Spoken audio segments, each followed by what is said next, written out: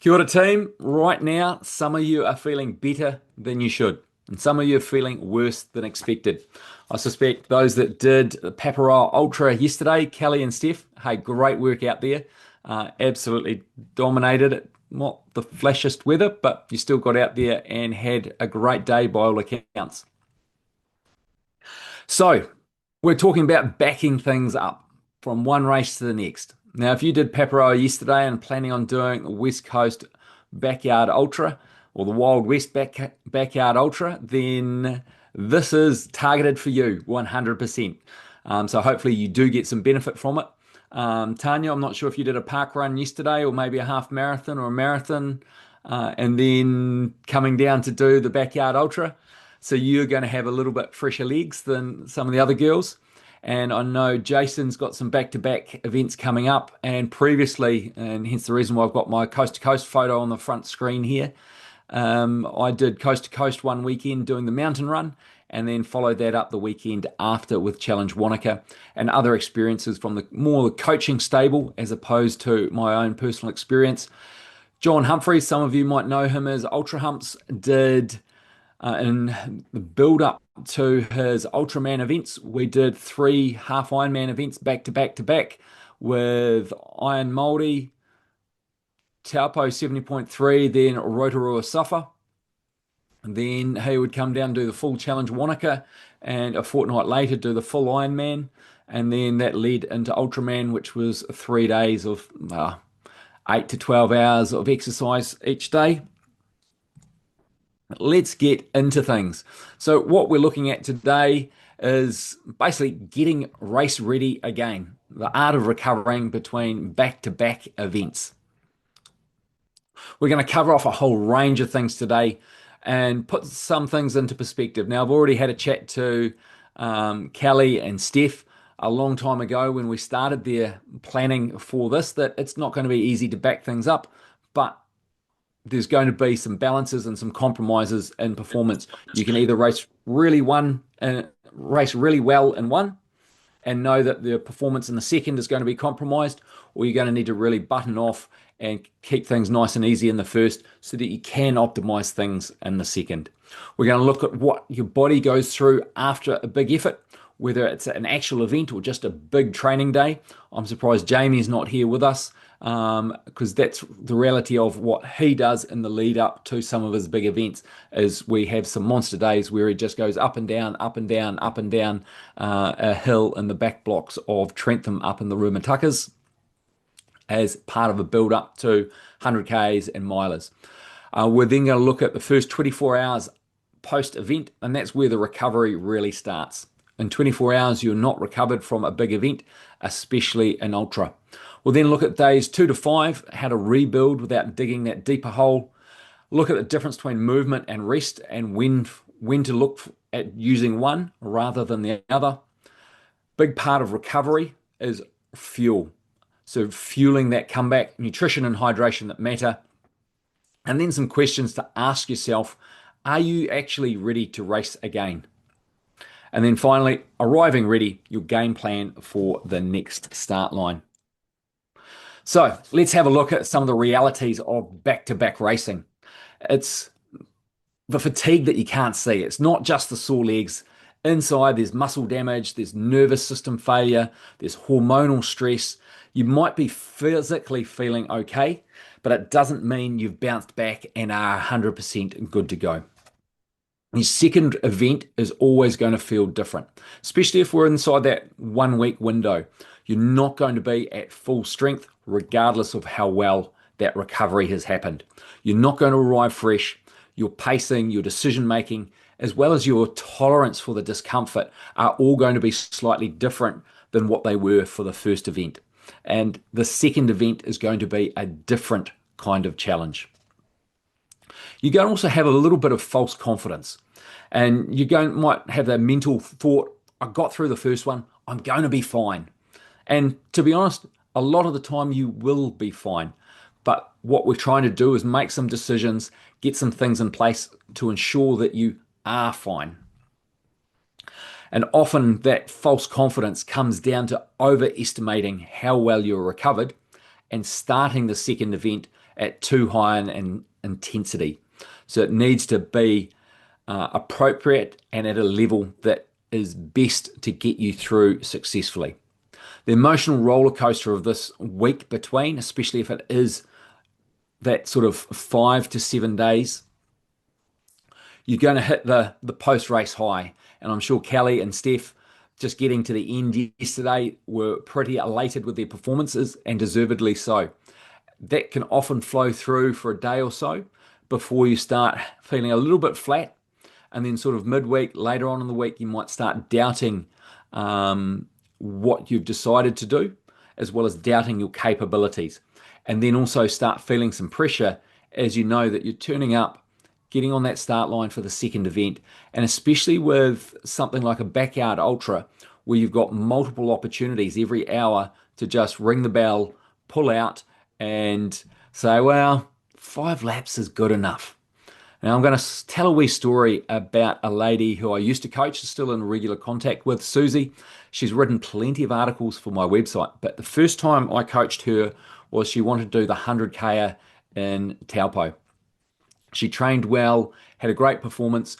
She told me right from the outset, she's not a runner, she's a walker, and she's not going to be doing any running. And so we put this plan together, and she had a really great first event.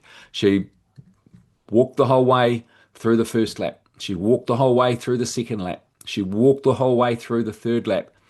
And she said to her husband at the feed zone, coming back out to start the next lap, or finishing the third, about to start the fourth, I'm really tired. Now, when you've done 75 Ks, it's not surprising that you're tired.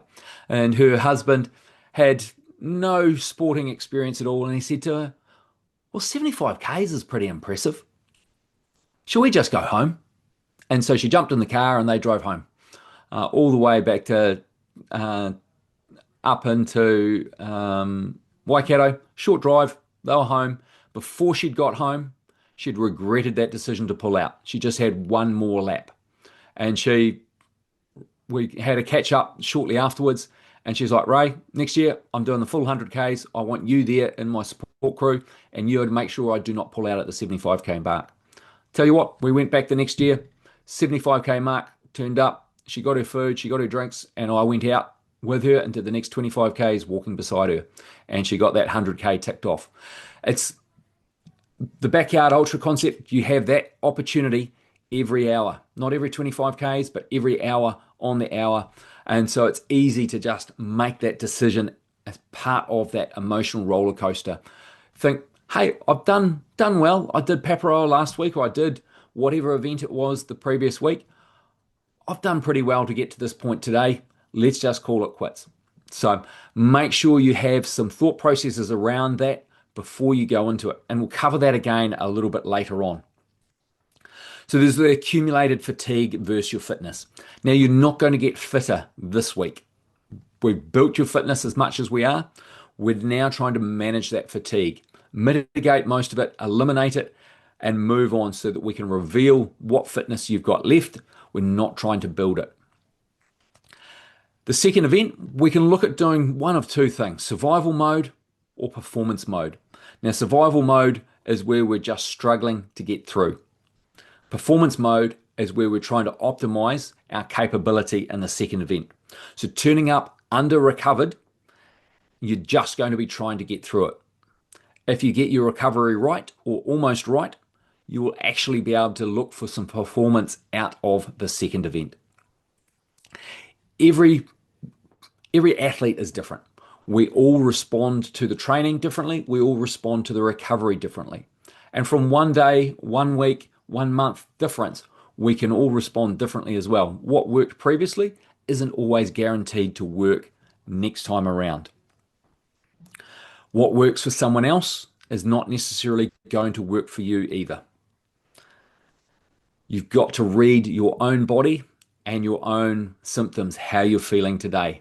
Now, Steph, I don't know how well you're feeling today, but I've seen already that Kelly went out and went for a walk today. Kelly, are your legs feeling a bit fresher as a result of the walk?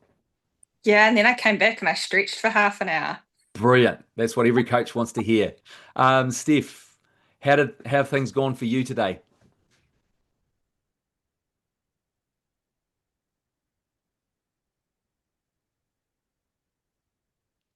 Okay, Steph must be in the middle of doing something while listening, I suspect.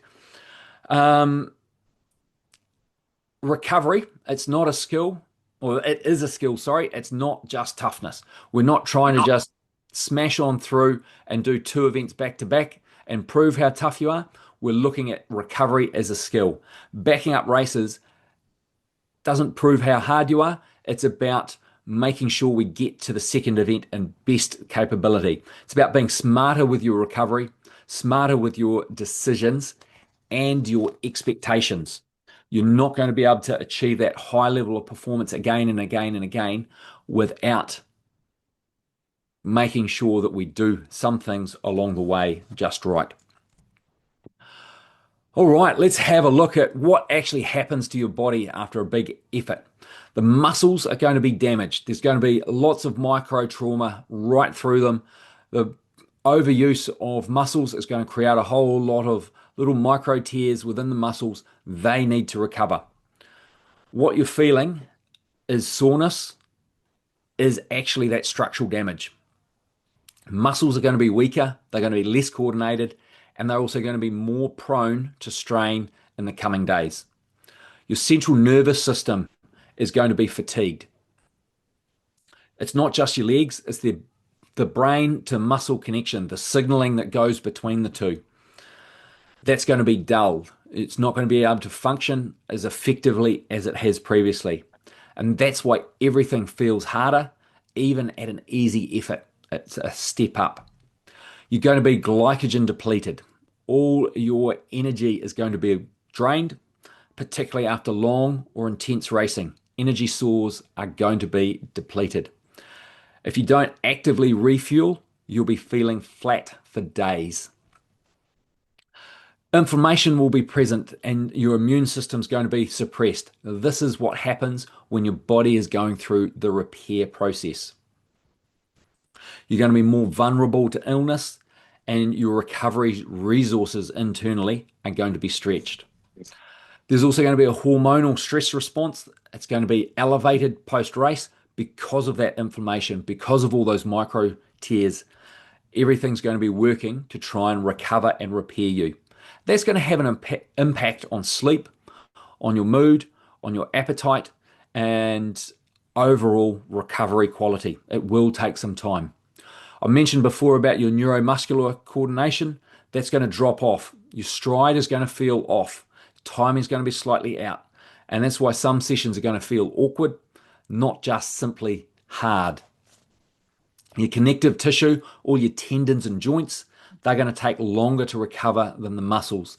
They're not as supple, they're not as adaptable as the muscles themselves. And they're often the limiting factor for when an athlete can, or when an athlete tries to return too quickly. That's typically what the limiting factor is that causes the issues. Your sleep is going to be disrupted, as I touched on, because you're exhausted. You think you might sleep perfectly because you just zonk out, literally, but the quality of that sleep is not going to be as good as it potentially could have been if you were fresher. It impacts everything else in the recovery chain. So if you're feeling a bit off this week with a flat, sore, uncoordinated, low energy, or all of the above, that's not a problem. It's exactly what should be happening. The mistake is pretending it's not and saying, yeah, no, I'm fine. I'm good to go again. Let's go run a backyard ultra. So after those first 24 hours, or the first 24 hours is where the recovery really begins. And this is some stuff about that first 24 hours to help you get through it. So it's key to keep moving lightly. Use warm clothes, start refueling early. This is where you begin your recovery, not waiting until you get home to start this process. Refuel immediately. Carbs and protein as soon as possible. And I'll go into that in a little bit more detail later on. Your appetite may be suppressed, but it's very important to get that fuel in so that you can bounce back quickly. And that one is a non-negotiable. You need to rehydrate properly, not just water. Particularly in long events, you're going to have lost fluid and electrolytes. And it's important that you replace both. Clear urine is a sign that you are rehydrating well, but it's not the goal. The goal is that balanced hydration. Protect the body, warmth, compression, and care. A light massage will help, but it's important to stay warm, avoid long periods sitting stiff. I don't recommend long journeys in a vehicle. Break them up. Every hour, stop, just go for a slight walk, 3, 4 minutes before continuing on the journey. Simple things like dry clothes at the end of the event, compression socks, compression tights are really key to help look after the body. And that gentle movement, a little and often, is going to be really key. Kelly's walk today and her stretching is a really great example of that. The first night, sleep is the superpower. Prioritize an early, high quality sleep window. And this is where the real repair work starts. Now, you might not get an amazing sleep the first night or even the second night, but spending that time sleeping is starting that process. Check in with yourself the next morning. How does it actually feel getting out of bed? How stiff, sore, or flat are you feeling? And this is your baseline for the next couple of days. Use it as the benchmark and compare and contrast the next day, day 3, day 4, etc. as you move through. Active recovery should be used rather than complete rest. Shutting down, stopping, doing everything is not the answer. Easy movement, whether it's light walking, getting on the bike, going for a gentle spin, or an easy jog, depending on what's appropriate for you. You're trying to promote recovery, not test your fitness or do an interval session. Don't try and chase feeling better too soon. You might be feeling okay sort of 12, 24 hours later, but that doesn't mean that you are 100% recovered. Avoid the temptation to sneak in an extra session. If you just raced, this is what the next 24 hours should look like. All these things here to make sure we optimize and get you moving forward towards your next goal. You don't need to do anything heroic in those first 24 hours, but just don't make any mistakes. Try and tick off each of these things, getting that quality sleep, hydrating, refueling, compression, light massage, gentle movement, active recovery. They are the keys to getting everything done smoothly and making your pathway towards event number 2 a lot more efficient. Days 2 to 5, we're trying to rebuild without building or digging that deeper hole. I've termed it the I feel better trap. This is when the soreness starts fading, but that soreness will fade before recovery is complete. Just because it feels easier doesn't mean your body is ready for that extra load. It's important to move from repair to rebuild. The body is still trying to fix the damage, all those micro tears, that micro trauma that I touched on, whilst also restoring its energy systems. Your job is to support that, not interrupt it. Keep the intensity low. Level 1 to 2 only for most athletes. Isn't the time, as I said before, to test the legs. Just keep everything low intensity, short duration.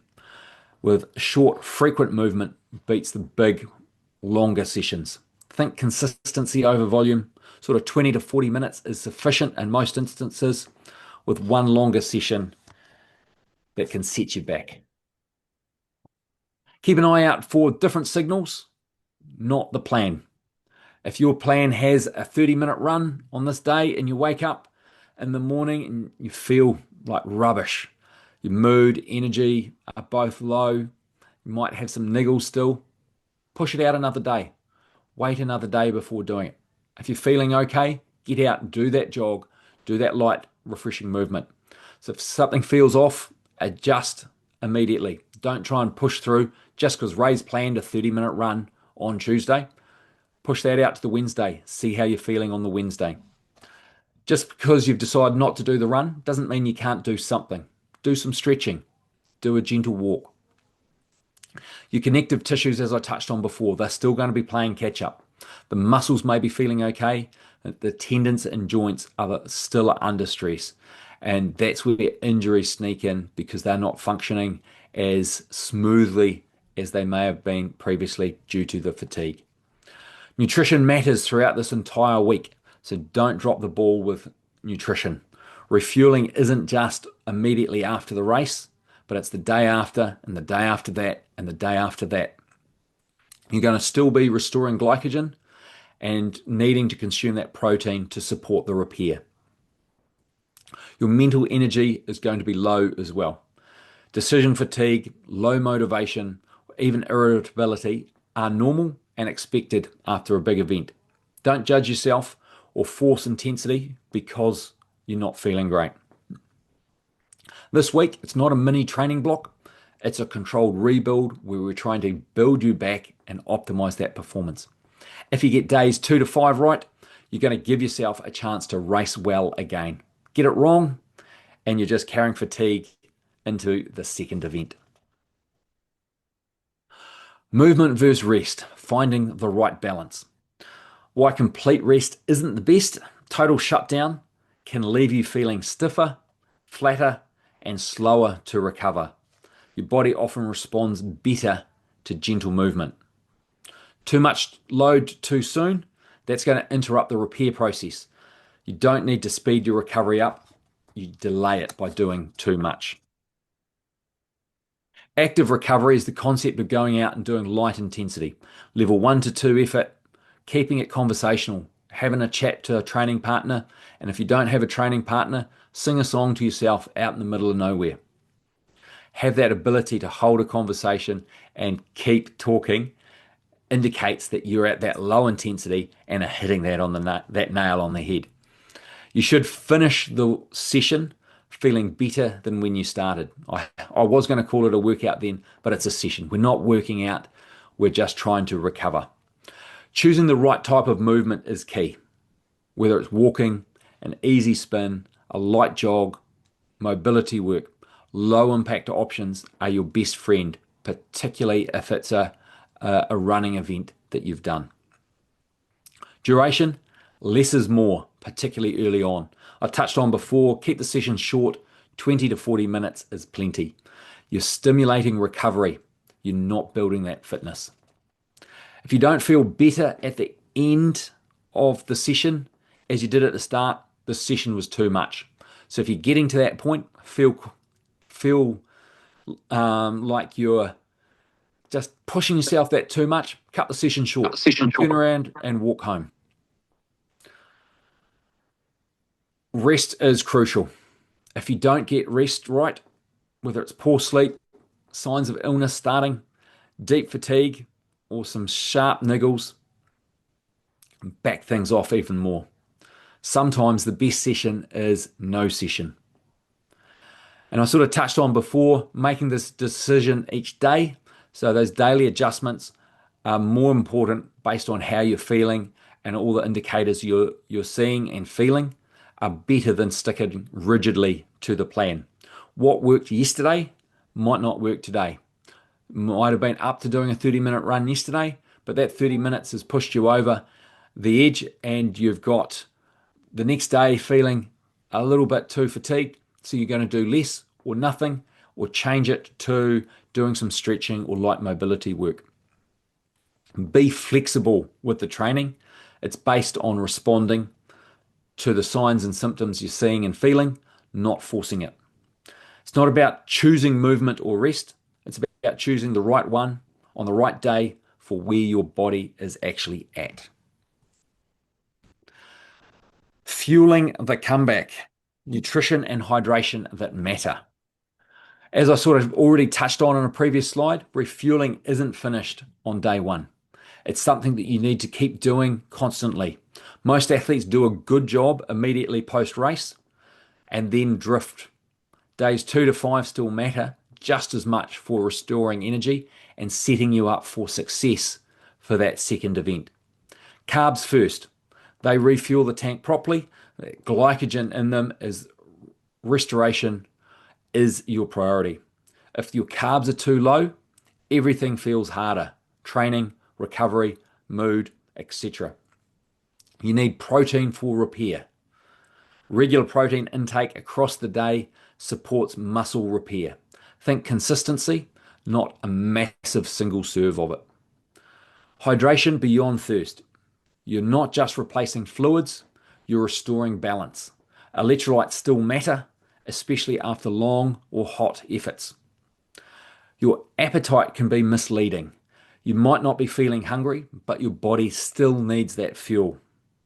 Eat with intent, not just by feel. With the storage of carbohydrates in your body, for every gram of carbohydrate you store, you need 3 grams of water to store that carbohydrate.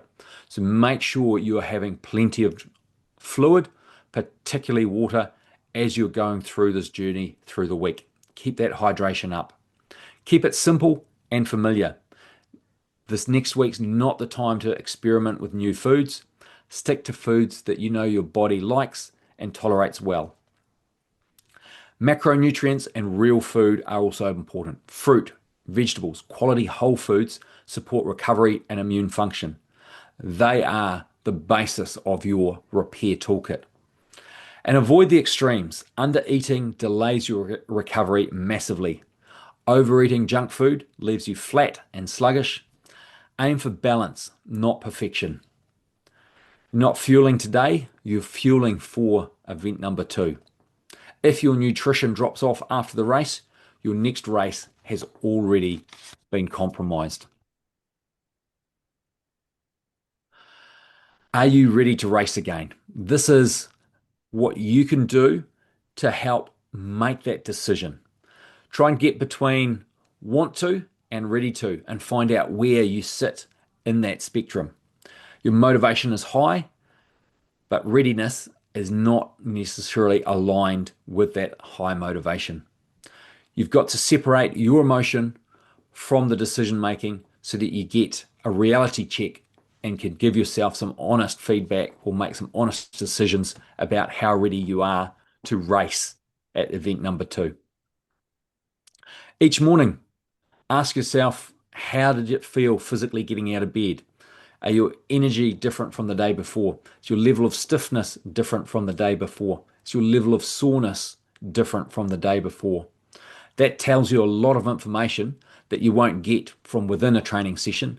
Your heart rate data, your power data, all provides valuable information, but it's not as valuable as that decision making as you get out of bed, asking yourself, how does it feel? Look at your easy efforts. How does level 2 actually feel? If easy doesn't feel easy, you are not ready to race and perform well. Doesn't mean you shouldn't race or shouldn't take part in the event, just means you're not ready to race well. This is your simplest and most reliable check within the workout, is how does that workout feel? How much residual soreness you have versus other signals that might indicate some sort of risk. If it's general soreness, that is normal after a big event. But if it's sharp pain, one leg's different from the other, you've got some niggles that are getting worse, they're all warning signs that are telling you something else. Your energy and mood check in. If you're flat, irritable, or unmotivated, that's often an accumulated fatigue sending you signals. It's not just a case of you're having a bad day, it's giving you an indication of how ready you are to perform. Ask yourself the question, would I train this way? If it wasn't a race week, would you be pushing your body into a hard session? If the answer is no, think carefully about what you're doing. Sleep quality as well. Racking up a number of good nights of sleep in a row is going to set you up for success massively. But consistent poor sleep is going to mean incomplete recovery, and one good night isn't going to fix that. So make sure you get as much quality sleep as you can. If you get to race day and know that things aren't going to be great, adjust the goal. Don't just have a simple yes or no, I'm going to turn up and race. If you're not ready to go, still start. Still do what you can do, but adjust your goals. Adjust your plan. Make some adjustments so that you still get some achievement and some benefit out of it. It's not always a case of race or don't race. Sometimes it's go, but change expectations and execution. The goal isn't to prove that you're ready.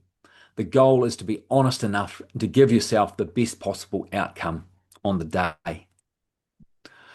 Arriving ready, the game plan for the next session or the next start line can also apply for the next session. Accept where you are physically already are, not where you wish you were. You're not arriving fresh, and that's okay. Performance starts with honest expectations. Touched on adjusting that race plan in the previous slide. Plan that adjustment. Plan your new level of effort and plan the decision making needed to reflect your current state. Start slightly more controlled than usual. If things start going well, you can continue to build into it.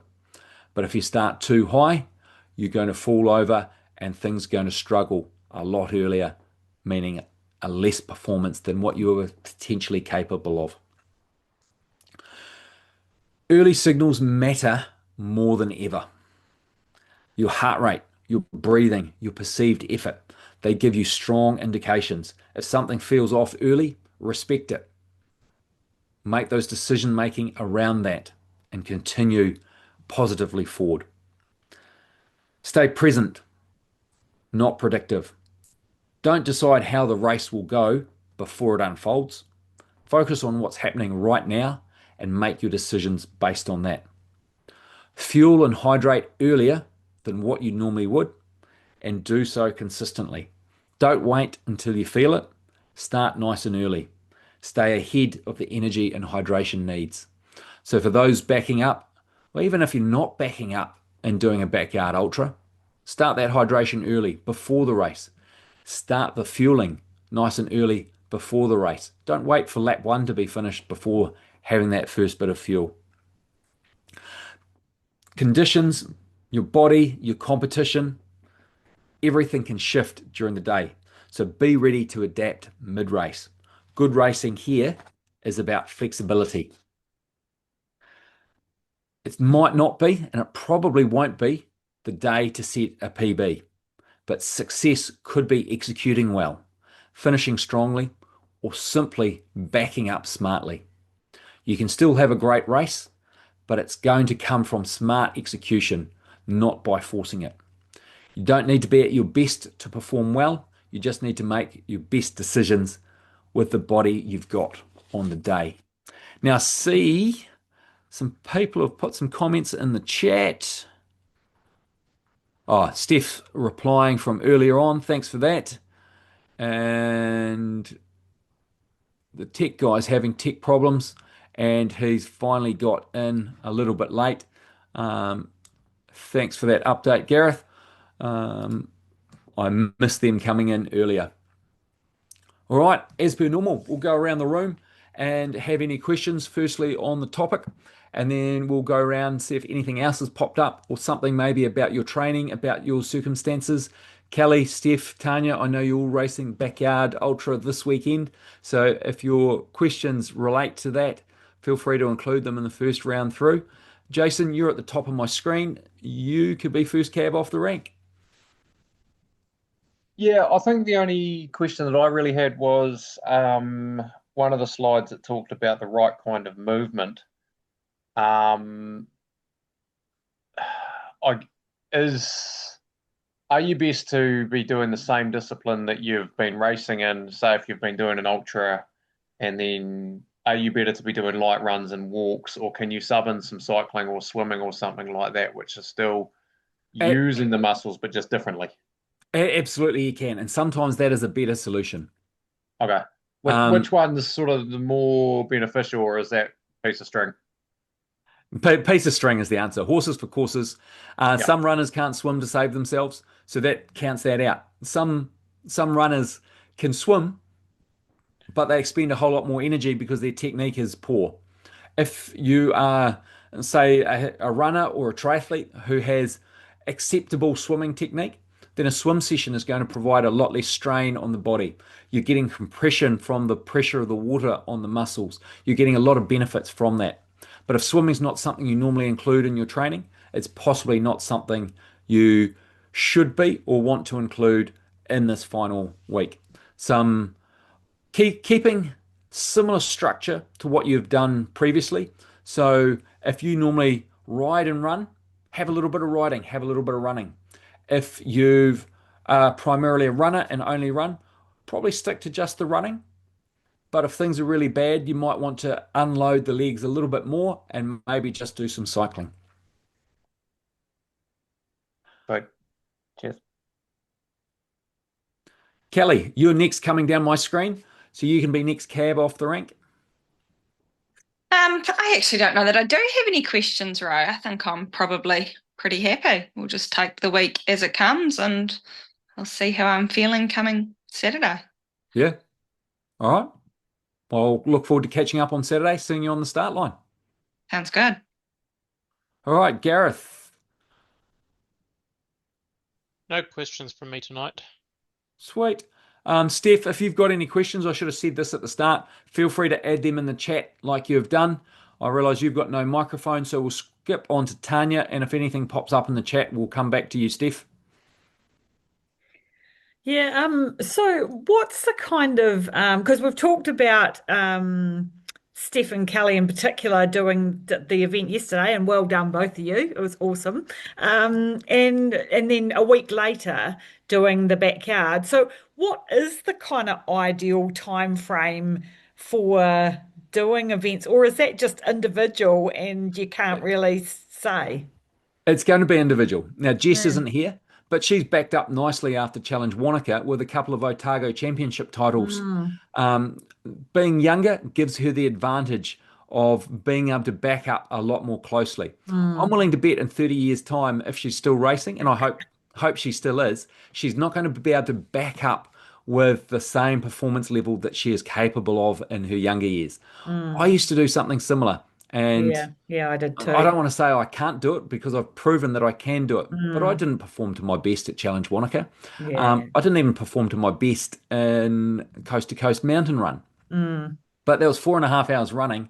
I was 8 days out because that was on the Friday. I got an extra day in there mm, from Challenge Wanaka. But I tell you what, I was not looking forward to getting off the bike and running a half marathon. Normally in those sort of events, that's my happy place. I'm yeah, chomping at the bit to get off yeah. the bike. I also did some less than optimal training sessions in that week because of other commitments I'd made to other people. And that's me putting my coach's hat on as opposed to my this is what's best for me as an athlete hat. Yeah. So it's a case of don't follow my example for that week. Follow the example of what I've set for other people in their training to optimize their performance. Yeah, no, that's cool. I mean, the other one is just around nutrition, and you know the challenges I have with that. And I mean, I felt fantastic at Challenge Wanaka, and I had protein when I got back to my accommodation and just threw it straight up. So, and that was an hour, maybe 2 hours after the event. So it is just so individual. I knew that I needed to get some in, but it needed to wait for another few hours before my stomach could tolerate it. So I guess it's making sure that you keep it front and center. And if you can't, your body can't tolerate it straight away, you Yeah. still know that you need to do it. Yeah, if it's not getting absorbed, it's not of benefit to you. Yeah. And ultimately the sooner you can get it in successfully, it's going to Mm, be absorbed. But if it's not going in successfully, it's not going to get absorbed. So mm, in your case, that's going to have to wait mm. until your body is ready to absorb it. Because Yeah. if it can't, it won't. Um, but yeah, maybe you can look at other ways of getting some. And carb drinks can provide some carbs, or they can provide plenty of carbs as well if you Mm, dose them up mm, well. It might be a case of getting the initial carb replacement in a liquid form before you're mm. consuming solids. Yeah, And yeah. you can get protein shakes, and you can also get recovery drinks that are a mix between protein and recovery. A 4-to-1 ratio of carbs to protein is a great way of getting those recovery started.